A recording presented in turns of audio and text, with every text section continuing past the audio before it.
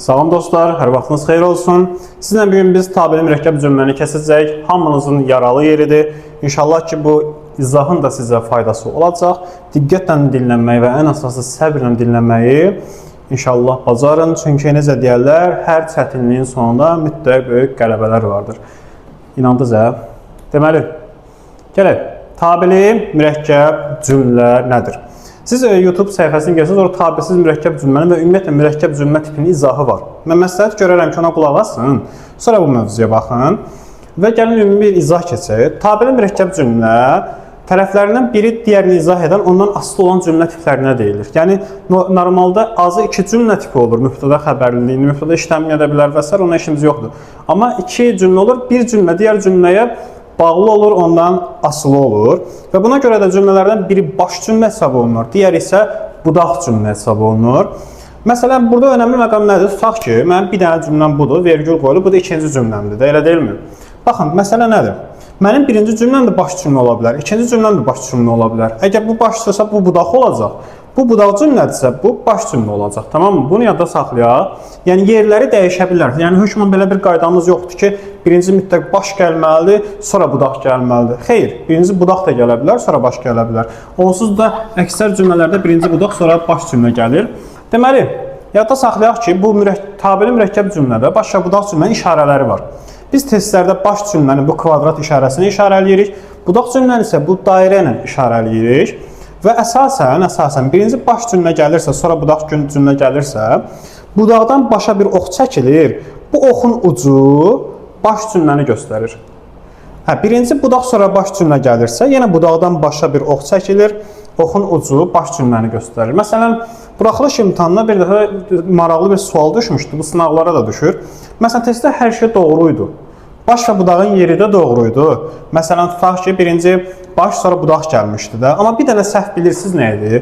Oxun ucu belə budağı göstərirdi. Uşaq da ona fikir vermir də. Yəni, xırdalığa baxa bilmir. Ona görə götürüb tezdə səhv yazmışdılar. Diqqətli olmaq lazımdır. Yəni, hər şey doğru olsa belə, sən bu oxun ucunun hansı tərəfi göstərməsini bilməlisən. Oxun ucu həmişə baş cümləni göstərəcək. Yaxşı, bəs hardan bilək ki, mənim o mürəkkəb cümləmdə, tabelidə birinci baş gəlir, yoxsa budaq gəlir? Yəni, baş və budaq cümlə hansıdır? Gəlin onlara keçək. Ümumiyyətlə, yadda saxlayaq ki, əvvəllər mürəkkəb cümlə çətin düşürdü. Onun növləri var idi. Mübtəda budaq cümləsi, xəbər və s. Amma indi sadədir. Sadəcə olaraq baş və budaq cümlənin yerini bilmək lazımdır bizə. Bir də o mürəkkəb cümləni bağlayan vasitələri var, onları bilmək lazımdır. Baxın, bağlayıcı vasitələrimiz bunlardır. Deməli, tabellik bağlayıcıları hansılardır? Səbəb bağlayıcıları, şərt bağlayıcıları, güzəşt bağlayıcıları, bir də aydınlaşdırma bağlayıcıları. Yəni, mən bu bağlayıcıları harada görürəmsə, bunlar tabeli mürəkkəb cümləni əmələ gətirir. Deməli, həmin cümlə tabeli mürəkkəb cümlədir. Daha sonra, bağlayıcı sözlər, yəni sual əvəzləri, indi ayrı-ayrı toxunacaq. Sağ şəkilçisi, sağ üstəgəl da ədatı, sağ üstəgəl belə ədatı, bir də zaman məzmunu bildirən m ədatı. Yəni, bu 6 dənəni mən sizin üçün yazmışam, bunları yadda saxlayın. Sizdən testdə soruşsa ki, bu tabeli mürəkkəb cümləni bağlayan vasitə hansıdır? Sən bu 6 dənəni axtarmalısan orada. Hansılar oldu? Tabeli bağlayıcıları, indi istisna məqamlarda amma ancaq lakin tabelsizlik bağlayıcısı da var, onu kəsəcək birazdan. Sual əvəzləri, yəni bağlayıcı sözlər, sağ şəkilçisi və sağ üstəgəl də, sağ üstəgəl belə, bir də m ədatı, zaman məzmunu bildirəndə. Bunları əzbərlə. Test səminindən bağlayıcı vasitəsində altısına baxacaqsan. Gəlin biz bunları daha ətraflı şəkildə bir-bir təhlil edək. Deməli, əziz şagirdlər və müdavimlər, yadda saxlayaq. Nə zaman birinci baş, sonra budaq cümlə gəlir. Yəni, mənim cümləmdə Hasan, birinci cümləm baş cümlə olacaq, ikinci cümləm budaq cümlə olacaq. 2 dənə təməl bağlayıcı vasitə yazmışam. 1. Kişi bağlayıcısıdır. 2 də səbəb bağlayıcılardır. Kişi bağlayıcısını gördümsə, 90% hallarda, yəni məsələn, cümlənin ortası ki varsa, bağlayıcıdırsa, yəni özünün sonra təməl vergülü qoyulubsa, 90% hallarda mənim bu birinci cümləm olur baş cümlə, ikinci cümləm olur budaq cümlə. Evə gəl ki, səni görüm cümləsində, evə gəl baş cümlədir, səni görüm budaq cümlədir. Hardan bildim? 2-dən bildim. Çünki 2 olanda birinci baş, sonra budaq gəlir. Bir də səbəb bağlayıcılarımız hansılardır? Çünki ona görə ki, ondan ötürü ki, ona görə də və s. əzbərin bunları. Onlar da gördüyümüz zaman birinci baş, sonra budaq cümlədir. Məsələn, oxumurdu, çünki başı yox idi. İndi qulaq asın bura. Oxumurdu çünki var. Çünkini gördünmü? Mənim iş bitdi artıq. Artıq oturub dərd eləməyim mən bunu necə tapacağam. Çünki sənin kodundur. Bu kodu gördünsə, yenə də birinci baş cümlə gəlir. Sonra nə gələcək? Budaq cümlə. Mənim kvadrat belə olur. Çox üzrlü sayasız. Bunu biraz düzəldək. Hə. Bunu yadda saxlayacaqsan, qaydaları əzbərləyəcəksən. Yəni sənin birinci başlara budaq cümlə gəlmə versiyaların hansıdır? 2 bağlayıcı, bir də sayı bağlayıcılar. Bitdi söhbət. Yəni özünü yormağa ehtiyac yoxdur. Bu iki şey əzbərlə getsin. Gələk birinci budaq sonra baş cümlə gələn sxemə. Nə zaman birinci budaq sonra baş cümlə gəlir? Gəlin ona baxaq. Deməli, əgər cümləmdə sa üstəgəl də və sa üstəgəl belə forması varsa, deməli birinci budaq sonra baş cümlə gəlir. Gəlin nümunələrimizə baxaq buna dair. Deməli, bircə dəqiqə. Baxın, məsələn, deyirəm ki, o bugün evə gəlsə, mən onu danışdıraram. Baxın mənimə. Bu bizim cümlə sxemimizdir, elə deyilmi? Sən burada sanı görürsənmi? Bəli. Sanı gördünsə, bitdi söhbət. Bu tabiri mürəkkəb cümlədir və sa gəlirsə, birinci budaq, sonra nə gələcək? Baş cümlə gələcək. Oxun işarəsi də bu formada qoyulacaq. Yəni sən ondan sonra artıq bilirsən ki, bu budaqdır, bu da baş cümlədir. İnsandan soruşaq baş cümləni təhlil elə, biləcəksən ki, mən buranı təhlil eləməliyəm. Sonra bizdə var. Sa üstəgəl da ədatı və sa üstəgəl belə ədatı. Gəlin onlara aid nümunələrə baxaq. O məni tədbirə aparsa da danışmayacağım. Bax, bu da sənin cümləndir. Cümlənin mənasına fikir verməyə ehtiyac yoxdur. Sa üstəgəl da var. Deməli, bu tabiri mürəkkəb cümlədir. Birinci budaq, sonra baş cümlə gələcək. Və burada yadda saxlayın, testlərdə həmişə müdavinlər belə səhv eləyirlər. Bu da ədatdır. Yəni, sən buna durub bağlayıcı deyə bilməzsən. Ədat kimi götürəcəksən. Tamam mı? Sa da orada feilin şərt şəklinin şəkilçisidir. Sonra sa üstəgəl belə var. Hamı gəlsə belə, biz gəlməyəcəyik. Yəni, burada yenə sa və belə var. Burada da birinci budaq, sonra baş cümlə gələcək. Yadda saxlayacaqsınız bunu. Belə də burada ədat götürülür. İndi burada bəzi sətin testlərdə sizdən nə soruşula bilər? Deməli, normalda bizdə sa nə ola bilər? Əksər hallarda da ya feilin şərt şəklidir, ya da isənin ixtisarı kimi orada işlənə bilər. İndi səndən testi çaşdırıb onu isə kimi verəcək, amma testdə deyək ki, sa şərt şəkli, sən də götürüb həmin variantı sizir, yanlış eləyəcəksən. Nədə diqqətli olacaqsan? Bu sa şəkilçisi birbaşa sözün kökünə və yaxud da leksik şəkilçidən sonra və yaxud da ma inkar şəkilçisindən sonra gəlirsə, şərt şəklidir. Yerdə qalan məqamlarda isənin ixtisarıdır. Məsələn, aparsa sözün kökü nədir? Apar. Deməli, birbaşa kökdən sonra gəlib də, deməli, feilin şərt şəklinin şəkilçisidir. Amma qrammatik şəkilçilərdən sonra gələrsə, ma burada istisnadır. Məsələn, sən sabah oxuyacaqsansa, bugün oxuma. Gəlin təhlil edəcək, oxuyacaq zaman qrammatikdir, san şəxs sonu qrammatikdir. Bu sa qrammatiklərdən sonra gəlib, bu artıq isənin ixtisarıdır. İndi məsələ nədir? Bu isənin ixtisarı da olsa, feilin şərt şəkli də olsa, ikisi də tabiri mürəkkəb cümlənin göstəricisidir, ikisi də bağlayıcı vasitədir. Sadəcə olaraq sən bilməlisən ki, bu feilin şərt şəklidir, bu isənin ixtisarıdır. Çünki test səni çaşdırmaq üçün bu hala deyəcək ki, məsələn, isənin ixtisarı ilə bağlanmışdır. Ya da bu sanı sənə test göstərib sənə deyəcək ki, feilin şərt şəkli ilə bağlanmışdır. Axı yanlışdır, düzdür, sa ilə bağlanır, amma axı bu şərt şəkli deyil, bu isənin ixtisarıdır. Yəni, ikisi də bağlamağa xidmət edir, sadəcə adlarını bil, tamam mı? Məsələn, Əli ilə Vəli dostdular, Əli gələndə demə Vəli gəlib də, bil ki, o Əlidir gələn. Burada da həmin məsələdir. Ümid edirəm ki, sizə aydın oldu. Dediyim kimi, bu qəbul suallarında qarşınıza çıxa bilər və yaxud da buraxılışı çətin salsalar çıxar qarşınıza, diqqətli olacaqsınız. Yəni, biz bir şeyi burada öyrəndik. Sa gördüksə cümlədə, birinci budaq, sonra ikinci baş cümlə gəlir. Davam eləyək. Deməli, saları keçdik, qurtardı. Sonra gələn nəyə? Şərt və güzəşt bağlayıcılarına. Biz məsələn, bayaq keçdik ki, məsələn, aydınlaşdırmanın ikisi ilə səbəb bağlayıcıları işlənəndə birinci baş və budaq gəlir. Amma cümlədə şərt bağlayıcısından güzəşt bağlayıcılarını görsəm, birinci budaq sonra baş cümlə gələcək. Məsələn, mən istənilən bir cümləmdə əgər varsa, əgəri gözüm gördüsə, şərt bağlayıcısı da əgər və yaxud da hərçənd şərt bağlayıcısı da axı. Bunları əzbərləyirəm. Bunları gördümsə, mən birinci gələcək budaq cümləm, sonra gələcək baş cümləm. Oxun işarəsi də bu formada olacaq. Yəni, şərt və güzəşt bağlayıcını gözün harada gördür, baş və budaq cümlə götür. Sonra, üçüncü şərtimiz nədir? Bağlayıcı sözlər. Bağlayıcı sözlər nədir? Baxın, Biz bağlayıcı söz deyəndə bağlayıcı nəzərdə tutmuruq. Yəni sən burada bağlayıcı sözünü görüb özünü çaşdırma. Bağlayıcı söz deyəndə sual əvəzlikləri nəzərdə tutulur. Hansılardır? Kim, hara, nə zaman və s. Və bəzən bu sual əvəzləri ki ədatı ilə də işlənə bilər. Kim ki, nə zaman ki. İndi onlara nümunə də sizə göstərəcəm. Sadəcə bir şey əzbərləyək ki, bağlayıcı vasitə hesab olunan bağlayıcı sözün sual əvəzlikləridir. Gəlin nümunələrimizə baxaq bu məsələyə aid. Deməli, məsələn, cümləni necə bağlayır bunlar? Cümləni oxuyaq. Siz nə vaxt gəlsəniz, o zaman gələrəm. Burada mənim sual əvəzliyim nə vaxt sözüdür. Və bunun bağlayıcı söz olduğunu necə mən tutacağam? Əksər hallarda birinci cümlədə işlənən bağlayıcı sözün ikinci cümlədə bir qarşılığı olur. Buna əvəzlik qəlib deyilir. Qarşılıq söz hesab olunur. O da işarə əvəzləri ilə və işarə əvəzinə qoşulmuş sözlərlə ifadə olunur. Məsələn, siz nə vaxt gəlsəniz, o zaman və yaxud o vaxt gələrəm cümləsində mən rahat bilirəm ki, nə vaxtın buradakı qarşılığı o vaxt və yaxud o zamandır da. Çünki bu da zaman bildirir, bu da zaman bildirir. Hə, bu qarşılıq söz də burada işlənibsə, burada da nə vaxt əvəzi qəlbi işlənibsə, deməli bu bağlayıcı vasitədir. Yəni bağlayıcı sözdür. Və belə hallarda da birinci budaq cümləm gələcək, sonra baş cümləm gələcək. Yəni bu budaqdır, bu da baş cümlədir. İşarə də bu formada olacaq. Yəni mən necə yadda saxladım? Bağlayıcı söz nə oldu? Sual əvəzi. Onu necə tapırıq? İkinci cümlədə onun qarşılığının işlənməsi ilə, yəni əvəzi qəlbinin işlənməsi ilə. Amma şərt deyil əvəzi qəlb 100% işlənsin. Bəzən işlənməyə də bilər. Məsələn, siz nə vaxt gəlsəniz gələrəm deyə bilərəm də. Yəni bu əvəzi qəlbi qarşılıq sözü işlətməmək olar.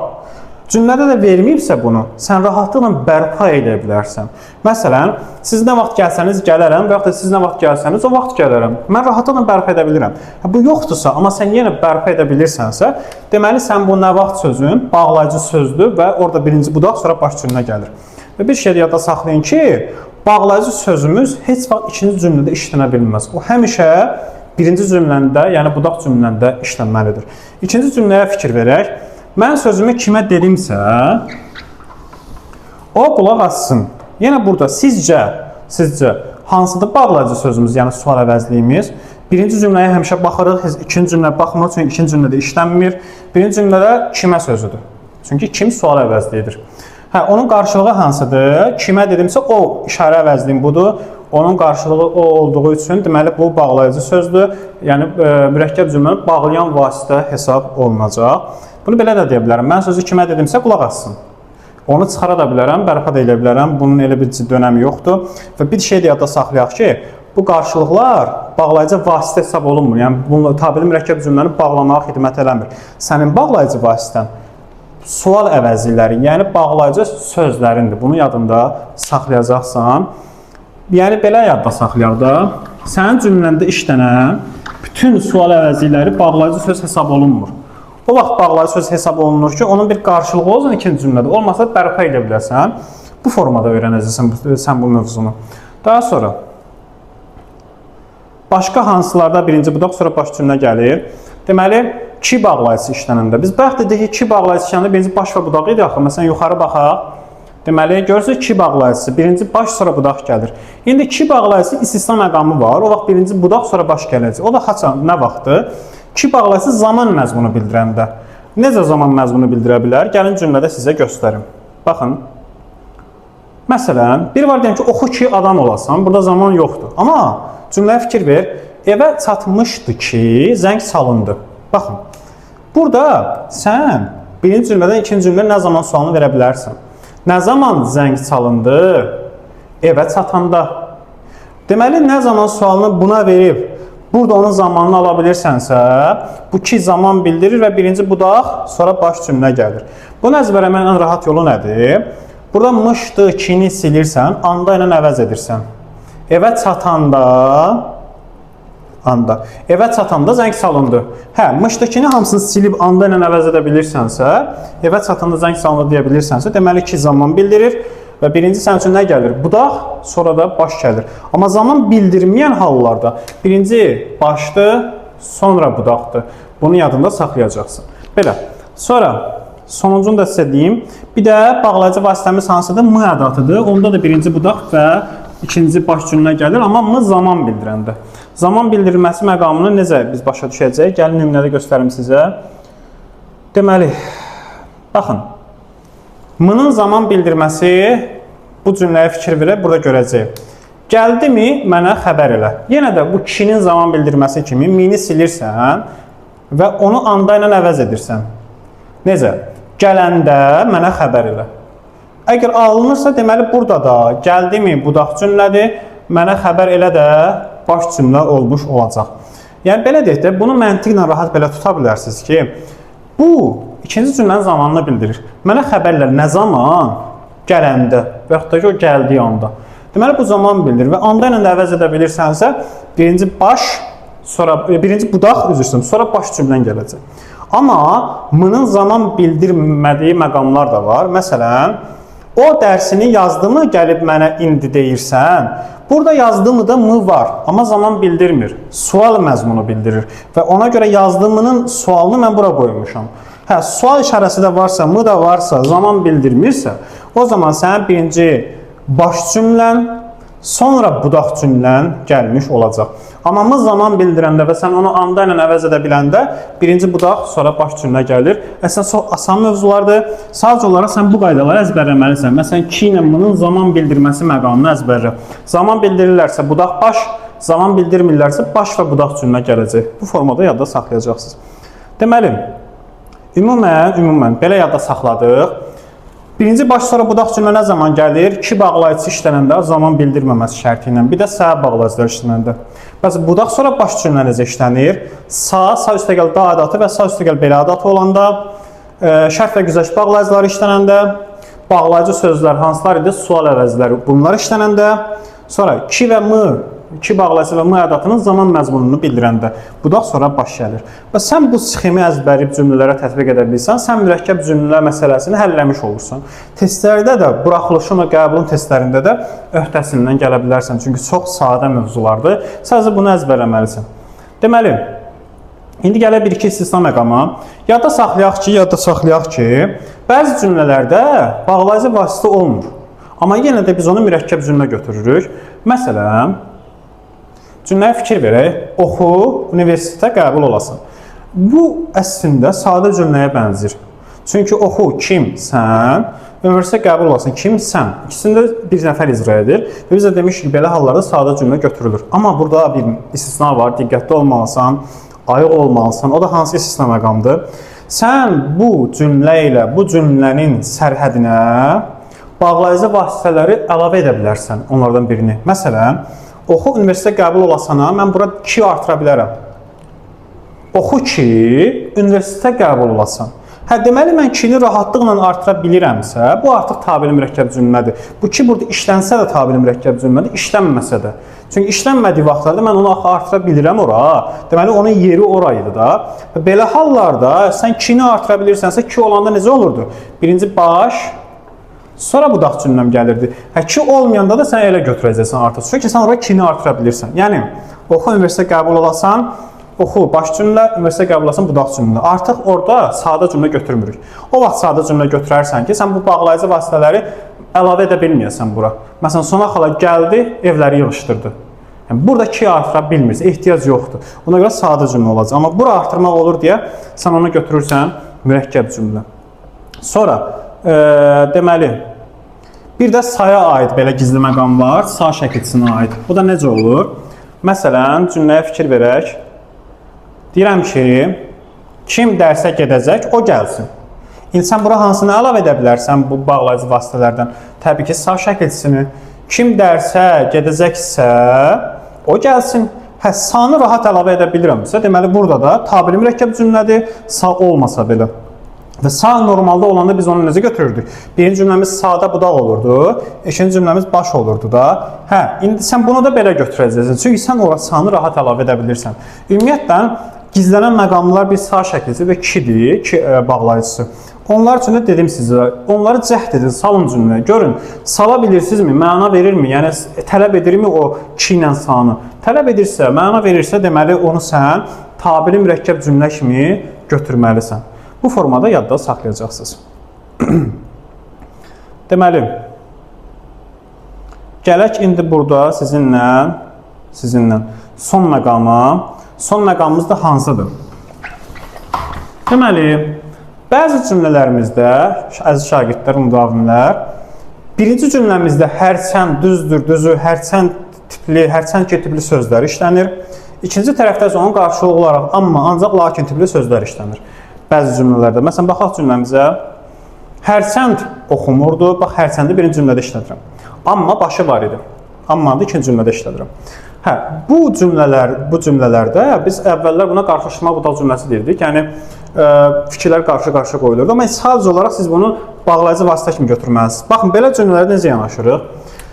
Əgər birinci cümləndə hərçənd, düzü, düzdür, hərçənd iki tipli sözlər, ikinci cümləndə də amma, ancaq, lakin varsa, deməli, birinci cümləm budaq cümlədir, ikinci cümləm baş cümlədir. Bunu əzbərləyəcəksiniz. Və buradan da belə bir yeni qayda çıxır. Deməli, mənim tabeli mürəkkəb cümləmdə bu üç dənə tabesizlik bağlayıcısı istisna olaraq işlənə bilər. Və ikinci cümlədə işlənir adətən. Birinci cümləmiz budaq, ikinci cümləmiz baş olur. Məsələn, deyirəm ki, düzü, sən bunu mənə dedin, lakin anlamadım. Hə, burada da birinci cümlədə düzü var, ikinci cümlədə də lakin var. Deməli, bu tipli cümlələrdəndir. Birinci budaq, ikinci baş cümlədir və bu tabeli mürəkkəb cümlədir. Yəni, bunu yadda saxlamaqla siz rahatlıqla işinizi həll edə bilərsiniz. Amma əgər mən o cümlələrdən birinci komponentini silsəm, məsələn, bayaq cümlə necə idi? Hərçənd oxumurdu, amma başı var idi, elə deyilmi? Mən hərçəndi silsəm, artıq cümlənin təhlili dəyişəcək. Oxumurdu, kim o? Bir də, məsələn, var idi nə? Başı. Burada artıq bu xəbər ayrı mübtədanı, bu xəbər ayrı mübtədanı izah edir. Amma hərçənd yoxdur. Yəni, mənim heç bir tabeliliyin bağlayıcı vasitəsi yoxdur deyə bu olacaq tabesiz mürəkkəb cümlə. Amma hərçəndi əlavə eləsəm və yaxud da düzdürü əlavə eləsəm, olacaq tabeli mürəkkəb cümlə. Yəni, o bir dənə sözün oraya girib çıxması ilə mürəkkəb cümlənin sxemi dəyişə bilər. Yadda saxlayırsınız, işiniz bitir. Son olaraq sizə bir dənə bir şey deyim mən. Məsələn, deyirəm ki, oxu ki, adam olasan. Təbii ki, oxumayanlar adam deyil mənasını çıxmır, sadəcə cümlədir yazırıq da. Adam olasan. Hə, indi şagird gəlib mənə deyir ki, müəllim, oxu, kim, sən, adam olasan, kim, sən. Axı, bu sadə cümləyə bənzəyir, çünki hər ikisini bir mübtəda icra edir. Bir şey yadda saxlayaq ki, uşaqlar, əgər mənim cümləmdə bağlayıcı vasitəm varsa, bayaq 6 dənəsini sadalamışdım da, kidir, sadır, şərt bağlayıcılarıdır, güzəşt bağlayıcıları, səbəb bağlayıcılarıdır, sonra sual əvəzləridir. Varsa onlar, artıq o xəbərlərin hamısını bir mübtəda izah eləsə belə o sadə cümlə götürülmür. O olur sənin üçün mürəkkəb cümlə. Bunlar olmasa, bərpa da elə bilməsən, o artıq sadə cümlədir. Amma varsa artıq sən xəbərlərin neçə mübtədan icra edib etmədiyinə baxmırsan. Sən onu götürürsən avtomatik olaraq mürəkkəb cümlə. Belə, mən sizə tövsiyəm budur ki, gedin evdə oturun. Bu sxemi şəklini də çəkə bilərsiniz, kopyalaya bilərsiniz.